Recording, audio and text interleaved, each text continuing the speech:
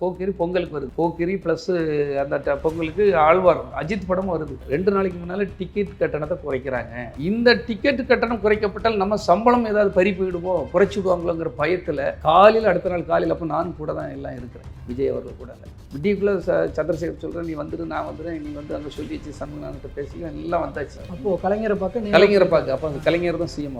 அப்போது உள்ளே வந்தோன்னே இப்படி கட்டணம் குறைச்சிருக்கீங்க என்னையா அப்படின்னு. ஆமாம், நல்ல விஷயம், பாராட்டுவாணி பார்த்தா பொக்கை கொண்டு வரானி பார்த்தா என்னையா அப்படிங்கிறாரு. இல்லையா, டிக்கெட்டு கட்டணம் குறைச்சிங்களா, என் சம்பளம் போயிடும், அது போயிடும், இது போயிடும், எனக்கு ரொம்ப பிரச்சனை ஆகிடும் ஐயா. அப்படி இல்லையா, என் வாழ்க்கை போயிடும் அப்படின்ட்டார். அழுதார்.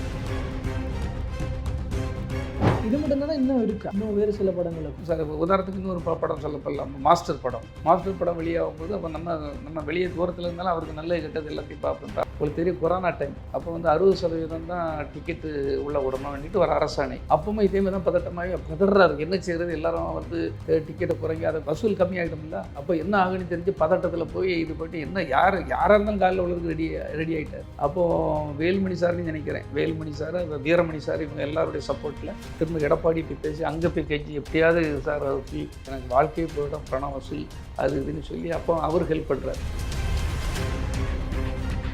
அவர் நமக்கு அள்ளி தந்துடுவார். பாலாறு தேனாறு படத்தில் வந்து நான் சவால் விடுற மாதிரி ஒரு தொகுதி இல்லை 234 தொகுதி நிறுத்துறேன்னு சொன்னோடனே எம்மாடி தலைமை அப்படின்னு நீ விசில் அடிக்கிற கேரக்டர் படத்துக்கு டைலாக்கு ஓகே, சேல் அப்படி நடத்த முடியுமா? ஏன்னா விஜய் அவர்கள் மக்களுக்கு நல்லது பண்ணுன்ற ஒரு எண்ணத்தோடு வராரு. அவர் அரசியலை புரிஞ்சிருக்கிறாரு, ரொம்ப தைரியசாலி. அவர் ஏதோ அந்த ப்ரெஸ்ஸை சந்திக்காதெல்லாம் அதெல்லாம் நீங்கள் பார்க்கக்கூடாது, அவர் ஒரு தைரியசாலி அப்படின்னு தான் சொல்கிறாங்க இல்லையா? எதிர்த்து பேசுகிறேன்னா அதுக்கு ஒரு கட்ஸ் வேணும் சார். ஜெயலலிதா வச்சுட்டு சவால் விட்டு இப்போ சொடுக்கடிச்சு இது பண்ணாங்க. நீங்கள் சிவாஜி மேட்டரில் நீங்கள் தப்பு பண்ணிட்டீங்க, நீங்கள் நிறைய தப்பு பண்ணிட்டீங்க, கடவுள் வந்தாலும் உங்கள் ஆட்சியை நீங்கள் வந்து இந்த நாட்டை காப்பாற்ற முடியாதுன்னு சொன்னார் தைரியமாக ரஜினி. அது தைரியம். அஜித் அவர்கள் நீங்கள் சொன்னார், அது கலைஞரை வச்சுட்டு ஃபங்க்ஷனுக்கு வர நீங்களை மிரட்டுறாங்க, பிளாக்மெயில் பண்ணுறாங்க, நீங்கள் அதை கேளுங்க ஐயான்னு கேட்குறாரு. அதே மேடையில் விஜய் அவர்கள் என்ன பேசுகிறாரு, ஐயா அவர்களுக்கு இது பண்ணியிருக்காங்க, பாராட்டு விழா போதாது, அவருக்கு அங்கே ஒரு சிலையும் வைக்கணுங்கிறாரு. எது பெஸ்ட்டு? நான் தான் சொல்கிறேன்ல, கடவுள் ஒரு வழி விட்டார், என் உழைப்புக்கு ஒரு அங்கீகாரம் கிடைத்தது, நல்ல நண்பர்கள் எனக்கு சப்போர்ட் பண்ணாங்க, நான் படித்த இடங்களெல்லாம் என் கிளாஸ்மேட்ஸ் இருப்பான், இவ்வளோ பிடி சொல்லுமா, இவ்வளோ செலவு பண்ணேன், நான் ஒரு 10 மூட்டை சிமெண்ட் தரேன்ப்பா. ஒருத்தன் காங்கிரீட் போடும்போது நான் கொஞ்சம் கம்பி தரேன்ப்பா, ஆனால் மீதி ஃபுல்லாக நான் போடுவேன். இந்த கட்டடங்கள்லாம் என் பேரில் உருவாகி என் கல்வெட்டுகளாக இருக்குது. எனக்கு போதும் சார், இன்றைக்கி நான் உயிரை விட்டுறதுக்கு கூட நான் தயாராக இருக்கேன்.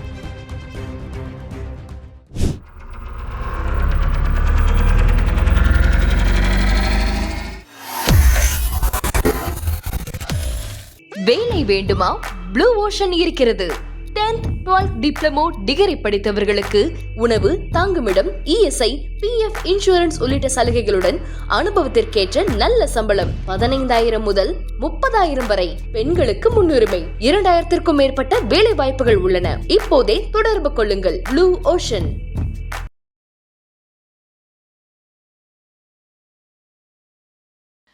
நீங்கள் விஜய் அவர்களோடு ரொம்ப நெடுநாளாக கிட்டத்தட்ட ஒரு 30 வருஷமாக கூடவே இருந்திருக்கிறீங்க. அதே நேரம் இன்னொரு பக்கம் பார்த்தா கலப்பை மக்கள் இயக்கம் சொல்லி அங்கே நிறைய மக்களுக்கு தேவையான நிறைய நற்பணிகள் எல்லாம் செஞ்சுருக்கிறீங்க.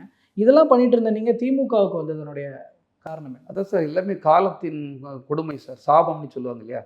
விஜய்க்காக என் இளமை பருவத்தில் உழைக்கணும்னு கடவுள் கொடுத்து விட்ட சாபம், அந்த உழைத்தவனே நம்மளை கைவிட வேண்டும் என்ற ஒரு சாபம். அதுக்கப்புறம் கடவுள் கொடுத்த நல்ல சாபம்னு ஒன்று இருக்குது. நீயாக தனியாக வளர்வாயிடா மகனே, நீ உழைப்பாளிடா, நீ உன்னை கைவிட மாட்டேன்னு சொன்னதை நான் இன்னொரு தொழில் பண்ணுறேன், அவங்ககிட்ட விட்டு வேறு வழி இல்லாமல் கைவிட்டுட்டாரே, என்ன செய்கிறேன்னு சொல்லி நான் வீட்டில் போய் படுக்கலை. எந்த கட்டத்தில் வரீங்க சார்? அது புலிங்கிற படத்தில் ஒரு நிகழ்வுகள், கசப்பான நிகழ்வுகள், தவறான எல்லாமே வரத்தானே சார் சார். வாழ்க்கைனா ரெண்டுமே தானே சார் வரும். அப்போ அந்த காலகட்டத்தில் நான் வேறு வழி இல்லாமல் நான் சொந்தமாக தொழில் பண்ணுறேன், சொந்தமாக பத்திரிகைகள் நடத்துகிறேன், எனக்குன்னு ஒரு தனி சக்தியை உருவாக்குறேன். நிறைய நான் சம்பாதிக்கம் பண்ணுறதெல்லாம் பள்ளிக்கூடங்கள், அரசு பள்ளிக்கூடங்களை தத்து எடுக்கிறேன், அங்கே கலையரங்குகள் கட்டுறேன், வகுப்பறைகள் கட்டுறேன். எனக்கு ஏதாவது மக்களுக்கு செய்யணும், என் சிந்தனை தானே சார் அவருக்கும் உள்ளுக்குள்ளே நான் ஊட்டிக்கிட்டு இருந்தேன். இப்படி பண்ணணும் அப்படி பண்ணணும், அவரை ஒரு எம்ஜிஆராக பார்க்கணுங்கிறது தான் என்னுடைய சிந்தனை. அதை தான் கொஞ்சம் கொஞ்சமாக நம்ம பின்னால் இருந்து யாருக்கும் தெரியாது, அந்த திட்டமிடுதல் நம்ம பண்ணிகிட்டு இருந்தோம். ஆனால் அதை விட மேலாக நான் இப்போ செய்திருக்கேன். ஏன்னா ஒரு நடிகன் நான் இல்லாதனால என் புகழ் வந்து கம்மியாக வெளியே இதாக இருக்குது. ஆனால் அந்த மாவட்டம் முழுக்க எனக்கு மிகப்பெரிய நல்ல பேர். அதனால தான் என்ன திமுகவுக்கு அந்த ஐடி அவங்க இருக்காங்களே, அந்த உளவுத்துறை ரிப்போர்ட்டு தான் அவங்க என்ன எடுக்கிறாங்க. எதுவுமே செய்யாத ஒரு திமுக காரங்க ஒரு உளவுத்துறை ரிப்போர்ட்டை வச்சு நமக்கு முக்கியத்துவம் கொடுத்து நம்மளை உள்ளே தூக்குறாங்க. 27 ஆண்டுகள் உனக்காகவே உழைத்த நீதான் வாழ்க்கை, உன்னை விட்டா எனக்கு எதுவுமே கிடையாது, நீ வளர்ந்தால் நான் வளருவேன் என்ற நம்பிக்கையோடு வளர்ந்த நம்மளை நீ கைவிட்டுட்ட. ஆனால் எங்கோ இருந்த இன்னொருத்தங்க கை பிடிச்சு தூக்குறாங்க. எனக்கும் ஒரு பாதுகாப்பு தேவைப்பட்டது. இந்த மக்களுக்கு இன்னும் நிறைய செய்யணும்னா ஒரு அதிகாரம் தேவைப்படுது. அந்த அதிகாரம் ஒரு கட்சி மூலமாக தான் கிடைக்கும் என்பதற்காக கலப்பை மக்கள் இயக்கத்தை அது இயக்கமாக இருக்கட்டும், ஒரு கட்சியில் இணைந்து பணியாற்றும் என்பதற்காக இங்கே வந்து சேர்ந்தேன். காலங்கள் பதில் சொல்லும் சார். உண்மைக்கு வெற்றி கிடைக்குதா? அதாவது உழைக்காமல் உங்களுக்கு இவ்வளோ சுகபோகம், தனி பிளைட்டு, தனி சுகம், தனி கேரவன், 5 ஸ்டார் மாதிரி கேரவன்கள், வசதிகள், வாய்ப்புகள், ஒரு வெயிலை பார்க்க முடியாது, பார்த்தது கிடையாது அதிகமாக. மக்களோடு மக்கள் பழகுனது கிடையாது, மக்களோடு மக்களை உழைச்சே கிடையாது.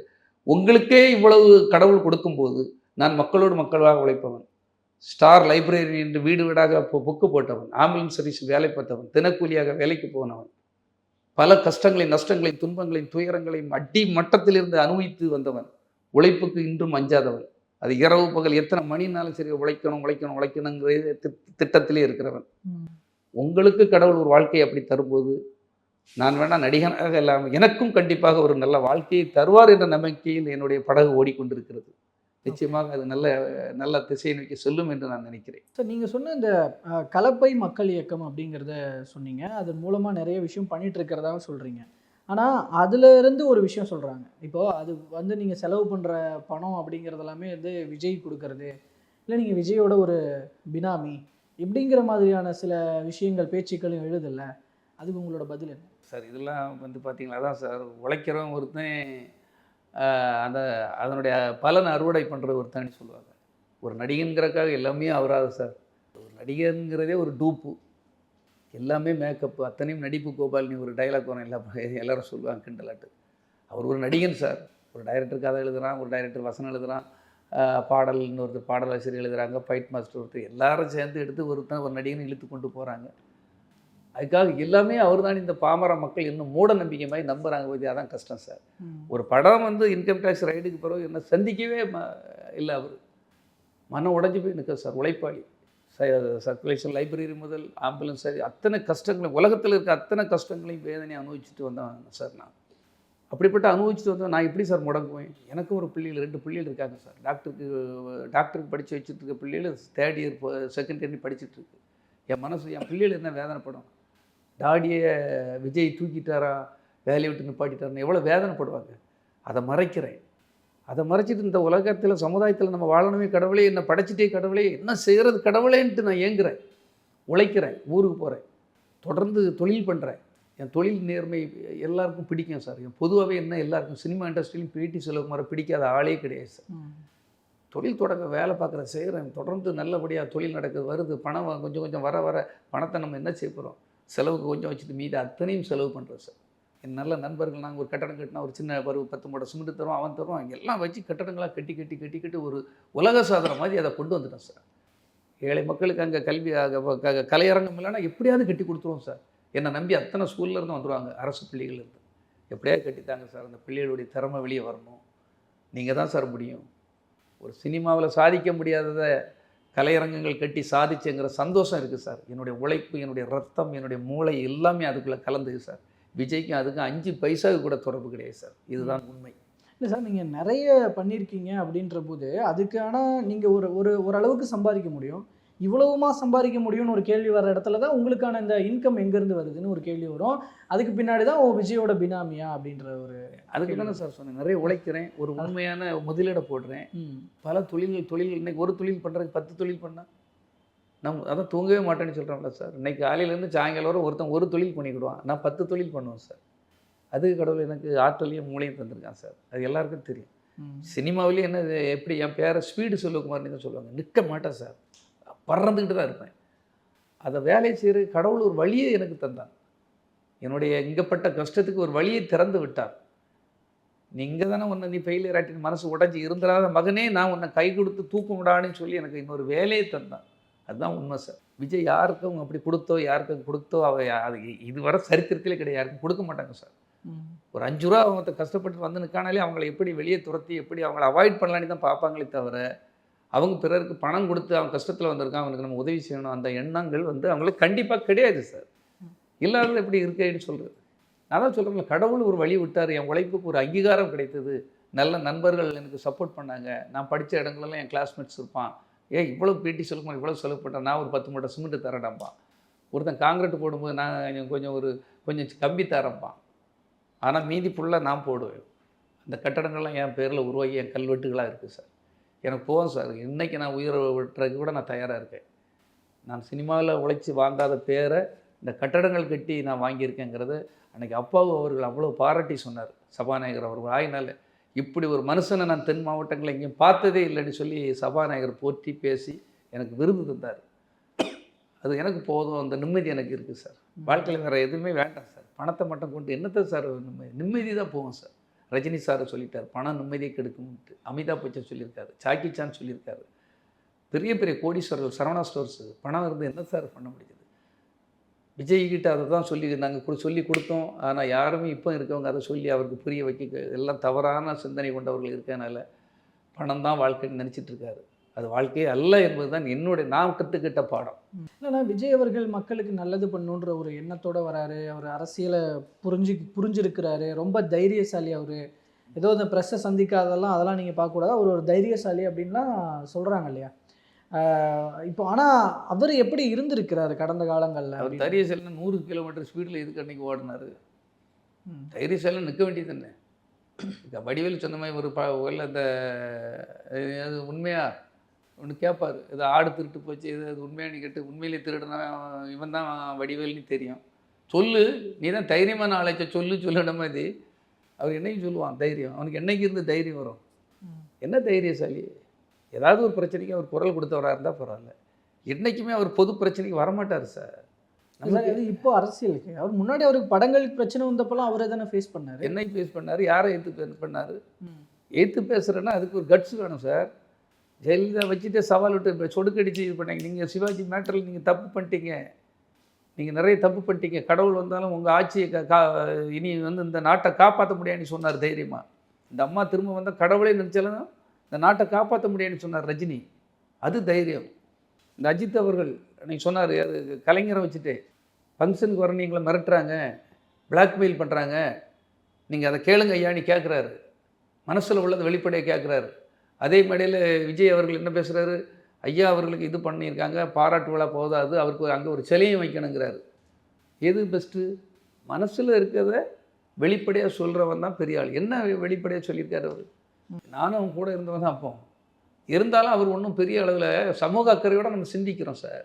சார் இல்லை அப்படின்னா இந்த படங்களுக்கு பிரச்சனைகள் வரும்போது அவர் எப்படி அதை ஃபேஸ் பண்ணார்? இப்போ வெளியிலேருந்து பார்க்குற எங்களுக்கு அவர் தான் போய் முதல்வர்களெல்லாம் சந்திச்சிருக்கிறாரு.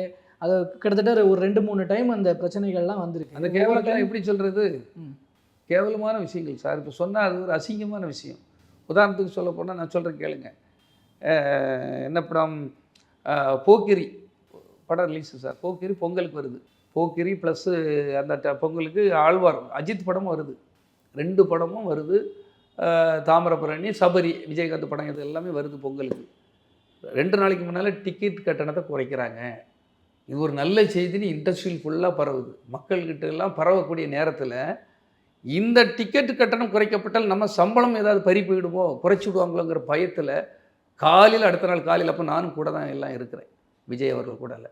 விடியக்குள்ளே சந்திரசேகர் சொல்கிறேன், நீ வந்துடு, நான் வந்துடுறேன், நீ வந்து அங்கே சொல்லி வச்சு சண்முகநாதன்கிட்ட பேசி எல்லாம் வந்தாச்சு. சண்முகநாதன் சார் அப்போ பிஏ, என்ன இப்படி திடீர்னு அப்பாயின்மெண்ட்லாம் இல்லாமல் வாரீங்க, என்ன அவருக்கு ஓவர் அட்வான்டேஜ்? இல்லை சார், விஜயே வந்துட்டார், ஒரு ஹீரோ, முக்கியமான மேட்ரு சார். அப்போது கலைஞரை பார்க்க அப்போ கலைஞர் தான் சிஎம். அப்போது உள்ளே வந்தோடனே இப்படி கட்டணம் குறைச்சிருக்கீங்க என்னையா அப்படின்னு கேட்குது. ஆமாம், நல்ல விஷயம், பாராட்டுவாணி பார்த்தா பொக்கை கொண்டு வரானி பார்த்தா என்னையா அப்படிங்கிறாரு. இல்லையா, டிக்கெட்டு கட்டணம் குறைச்சிங்களா, என் சம்பளம் போயிடும், அது போயிடும், இது போயிடும், எனக்கு ரொம்ப பிரச்சனையாகிடும் ஐயா அப்படிங்கிறாரு விஜய்கிட்ட. என்ன இண்டஸ்ட்ரியல் ஃபுல்லாக டிக்கெட் கட்டணம் குறைங்கிறாங்கன்னா, மக்கள் குறைங்கிறாங்க, நீ இவங்க வந்து இப்படி வந்து பேசுகிறீங்க, இல்லையா என் வாழ்க்கை போயிடும் அப்படிங்கிறார். அழுதமே தான் மாதிரி. நான் அழுதாருன்னு எப்படி சொல்கிறது?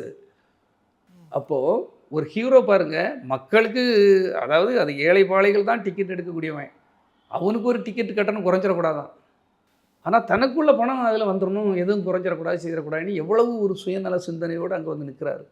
ஒரு சிஎம்முடைய அவர் அந்த அரசாணையை ஒரு நடிகர் வந்துட்டானே, ஹீரோ வந்துட்டானே, அவங்க அப்பா ஒரு நண்பர் வந்துட்டாருன்னு சொல்லி அன்றைக்கி அந்த அரசாணையை உடனே மாலதி இப்போ அந்த ஐஏஎஸ் அந்த அரசாணையை இன்றைக்கி உடனே ரிலீஸ் பண்ணாதம்மா, அப்புறம் பார்த்துக்கலான்னு சொல்லி அதை இது பண்ணுறாரு. அப்படிப்பட்ட சிஎம்மை தான் இவர் அவருடைய பையன் அன்னைக்கு வந்து என்ன மாதிரி பேசுகிறாரு, அங்கிள் அன்னைக்கு பயந்து கிடுகிடுன்னு ஆடி அன்னைக்கு போக்குற டைமில் அன்னைக்கு மட்டும் அவர் உதவி பண்ணலைன்னா எவ்வளோ அப்செட் ஆகிருப்பார். அதனால் அன்றைக்கி உதவி பண்ணார் இல்லையா, உன்னுடைய ஒரு ஆளுக்காக மக்களுக்கு செய்யக்கூடியதாக அன்றைக்கி சரி ஒரு நடிகன் வந்துட்டாங்கிறதுக்காக உதவி பண்ணார் அந்த கலைஞர். அவர் மனசு எங்கே, ஓ மனசு எங்கே? இதுதான் சார். அவர் பயந்துருவார் சார், நடிங்கிருவார் அப்படி. இதே மாதிரி எவ்வளோ விஷயங்கள் இருக்குது. இது ஒரு விஷயம் இந்த போக்குரி. அதனால் நீங்கள் தைரியமாக நிற்பார், ஃபைட் பண்ணுவார். எனக்கு போனால் போட்டு சார், என் மக்களுக்கு டிக்கெட்டு தானே குறைஞ்சிருக்குன்னு சொல்லியிருக்கலாமா, சொல்லியிருக்க முடியாதா? இல்லை அப்போ தான் அப்படி இருந்தாருன்னா, இப்போ தலைவா படம் வரும்போதாக இருக்கட்டும், சர்க்கார் படம் வரும்போதாக இருக்கட்டும், அப்போது இந்த மாதிரிலாம் பிரச்சனைகள் வந்தது, முதல்வர்களை சந்திச்சார் அப்படின்லாம் சொல்கிறாங்க இல்லையா? அப்போவும் இதே மாதிரி தான் நடந்துக்கிட்டாரா? இன்னும் சர்க்கார் படம் வரும்போது என்ன செய்தார், முதலே முன்னெச்சரிக்கை என்ன சொன்னார், என் ரசிகர்களை ஏதாவது பண்ணக்கூடாது, என் ரசிகர்களை பண்ணால் அப்பவும் ரசிகர்களுக்கு பெரிய துரோகம் பண்ணியிருக்காரு. அதையும் நான் நீங்கள் கேட்டதுனால இப்போ வாயில் வருது அந்த சம்பவங்கள். சர்க்கார் டைமில் ஆளுங்கட்சிக்காரங்கெல்லாம் பேனர் கிழிக்கிறாங்க. விஜய் சர்க்கார் அதில் ஏதோ அவன் தலைப்பை வச்சுட்டு அவன் பெரிய நான் சர்க்கார் அப்படின்னு இந்த ட்ரெயிலரில் ஏதோ தப்பாக வந்துட்டுன்னா பேனர் அவளையும் கிழிக்காம அடிதடி சண்டையாகி பல இடத்துல ரசிகர்களை அரெஸ்ட் பண்ணி தீபாவளிக்கு ரிலீஸ் படம் பல இடங்கள் கிட்டத்தட்ட 52 பேர் அரெஸ்ட் ஆகியிருக்காங்க. இவர் இந்த பிரச்சனை இன்னும் நம்ம இங்கே நின்னா பிரச்சனை அப்படின்னு சொல்லிட்டு அந்த டெல்லிக்கு டக்குன்னு இப்போ பிளேட் ஏறி போயிட்டார். சரி அரெஸ்ட் ஆகுனா என்ன சார், அங்கங்கே ஒரு லாயரை விட்டு அவங்கள வெளியே எடுக்க முடியாதா? அத்தனை பெண்கள் எங்களுக்கு அடிக்கிறாங்க. அப்போ அவங்க தந்தையாரும் வேற ஒரு சத்தியமங்கலம் ஒரு சட்டப்படி குற்றணி ஒரு படம் ஷூட்டிங் அங்கங்கே போயிட்டார். அத்தனை பேரும் நமக்கு ஃபோன் அடிக்கிறாங்க. அப்போ ரசிகர்களையும் அவர் இந்த காலத்துலேயும் அவங்க கஷ்டம்னா அவங்க பார்த்துட்டு போட்டு ஓடிட்டார். இது நடந்த உண்மை. இதெல்லாம் இல்லை என் ரசிகர்களுக்கு ஒன்றும் ஆகக்கூடாது அப்படின்னு தானே பேசினார். அது அதிகாரத்தை நோக்கிய ஒரு கேள்வி தானே. அது வார்த்தை ஒன்றும் ஆகக்கூடாதுனாரு. அவங்களுக்கு ஒன்று ஆகணும் உடனே நிற்கணுமா நிற்க வேண்டாமா? அவங்கள அரெஸ்ட் பண்ணி உள்ளே வச்சுருக்கா. ஒரு லாயரை வச்சு கூட அவங்களுக்கு ஜாமீன் எடுக்கலாம் இல்லையா? அவங்கள உள்ளே போகிறவங்கள வெளியே எடுக்கலாம் இல்லையா? அது ஏன் செய்ய தவறுனாரு? இதெல்லாம் ரசிகர்கள் மறந்துடலாம் சார். திரும்ப அவங்க ஞாபகப்படுத்தணும். அதான் இப்போ ஆனால் இதெல்லாம் வெளியில் தெரியலையேங்க சார். இப்போ அட்லீஸ்ட் ஒரு சில தொண்டர்கள் மூலயமாவது ரசிகர்கள் மூலமாவது இது வெளியில் வந்திருக்குமே. நீங்கள் சொல்கிற ரசிகர்கள் பாவம் வெளியில் கிராமத்தில் இருக்கும் எங்கே சார் போய் சொல்லிக்கிற போகிறான்? அவன் பாவம் அவன் தற்கொலை வேலைகள் அவன் படம் பார்த்துட்டு போய் பேனர் கட்டிட்டு பால் அபிஷேகம் பண்ணுறவன் எங்கே சார் போய் சொல்லிக்கிட போகிறான்? நாங்கள் பார்த்தனால எங்களுக்கு தெரியும் இவ்வளோ கஷ்டம். எங்களுக்கு அந்த வீட்டில் இருந்தெல்லாம் என் நம்பர்லாம் கேட்டு உடனே எனக்கு அடிப்பாங்க. அப்போ விஜயிலுங்கும்போது அங்கே என்ன நடக்க போகுது? இது மட்டும்தானே இன்னும் இருக்கா? இன்னும் வேறு சில படங்களுக்கும் இன்னும் இருக்குது சார். உதாரணத்துக்கு இன்னொரு படம் சொல்லப்படலாம். மாஸ்டர் படம் வெளியாகும்போது அப்போ நம்ம வெளியே தூரத்தில் இருந்தாலும் அவருக்கு நல்லது கெட்டது எல்லாத்தையும் பார்ப்பேன். அப்போ அந்த பிரச்சனைக்கு நம்ம தான் நிற்கிறோம் கூட இல்லை. உங்களுக்கு தெரியும் கொரோனா டைம். அப்போ வந்து 60% தான் டிக்கெட்டு உள்ளே விடணும்னுட்டு ஒரு அரசாணை. அது எல்லா இடமும். ஏன்னா கொரோனா தொற்று பரவிடங்கிறதுக்காக. அப்பவும் இதே மாதிரி தான் பதறாரு. என்ன செய்கிறது? எல்லாரும் வந்து டிக்கெட்டை குறைங்க, அதை குறைங்க, இது வசூல் கம்மியாகிட்டோம்ல, பிளாக்கில் டிக்கெட் போகாது. அப்போ என்ன ஆகுன்னு தெரிஞ்சு பதட்டத்தில் போய் இது போட்டு என்ன யாராக இருந்தாலும் காலில் உள்ளதுக்கு ரெடி ஆகிட்டார். அப்போது வேலுமணி சார்னு நினைக்கிறேன், வேலுமணி சார், வீரமணி சார், இவங்க எல்லாருடைய சப்போர்ட்டில் திரும்ப எடப்பாடி போய் பேசி அங்கே போய் கெஞ்சி எப்படியாவது சார் அது ஃபுல் இல்லைப்பா இது அரசாணை இந்தியா முழுக்க உள்ளது சுகாதார தொற்று பிரச்சனை ஏதாவது உயிருக்கு தொற்று பரவி பிரச்சனை இல்லை சார், எனக்கு வாழ்க்கையே போயிடும், பணம் வசூல் அது இதுன்னு சொல்லி அப்போ அவர் ஹெல்ப் பண்ணுறார். எடப்பாடியார் உண்மையிலே மனமுருகி ஹெல்ப் பண்ணார். மனசார உடனே ஹெல்ப் பண்ணார். எல்லாருமே இவருக்கு ஹெல்ப் பண்ணியிருக்காங்க சார். ஆனால் எல்லாருமே இப்போ பாருங்கள் அதிமுகவுக்கு எதிராக நாங்கள் தான் 2வது இடங்கிறாரு. திமுகவுக்கும் டிஎம்கேக்கும் தான் போட்டிக்கிறார். அதிமுக ஒரு லிஸ்ட்டுக்குள்ளே கொண்டு வரல சார். ஆக்சுவலாக அந்த படம் இந்த கொரோனா டைம் அப்போது யாருமே பெருசாக தேட்டரில் விடாமல் ஓடிடியில் விட்டுட்டு இருந்த சமயங்களில் இப்போ இந்த படத்துக்காக வேலை செஞ்ச தொழிலாளர்களோட நலன்லாம் கருதி தான் இப்போ தேட்டரில் தைரியமாக விஜய் அவர்கள் விடுறாரு அப்படிங்கிற மாதிரியான ஒரு பாசிட்டிவான பார்வைகள் தானே அப்போ. அது எப்படி சார் பாசிட்டிவான பார்வையாகும்? அதெல்லாம் கூட வேலை செஞ்சவங்களுக்காக தான் அவர் வேலை செய்யறவங்களுக்கு அவங்களுக்கு என்ன சம்பளம் கிடைக்கும்? அதுதான் முடிக்குதே. மாஸ்டர் படம் ப்ரொடியூசரில் மாட்டணும். சம்பளம் கொடுத்தவர் யார்? ப்ரொடியூசரில். எல்லாமே அதான் சார் பொய் தகவலாக பரப்பி விட்டு, அதாவது தப்பையும் பொய்யையும் தவறுகளையும் ஒரு ஹீரோவுக்கு சாதகமாக பயன்படுத்துகிறதே ஒரு காலத்தின் கட்டாயம் சார். அதாவது அன்னைக்கு இருக்க சூழ்நிலையில் அது அரசாணை. அதை உடைக்கிறதுக்கு ஒரு ஹீரோவுக்கு எப்படி மனசு வருது? ஒரு தொற்று பரவக்கூடாதுங்கிறதுக்காக பொது விதி அது. அப்போ அதை கெஞ்சி அவருடைய நடிகர் நான் பெரிய ஆளுங்கிறத பயன்படுத்தி அதை பயன்படுத்திக்கிட்டாருங்கிறத அதை நம்ம ஒத்துக்கிட்டு தான் ஆகணும் சார். அது உண்மை, நடந்தது உண்மை. ஸோ ஆனால் இப்போ இவங்களெல்லாம் நம்புற அப்போ விஜய் அவர்கள் இப்படி தான் இருந்திருக்கிறாரு. இப்போ ஐ மீன் இந்த பேட்டிக்கு அப்புறம்லாம் வந்து தெரிய வரும்.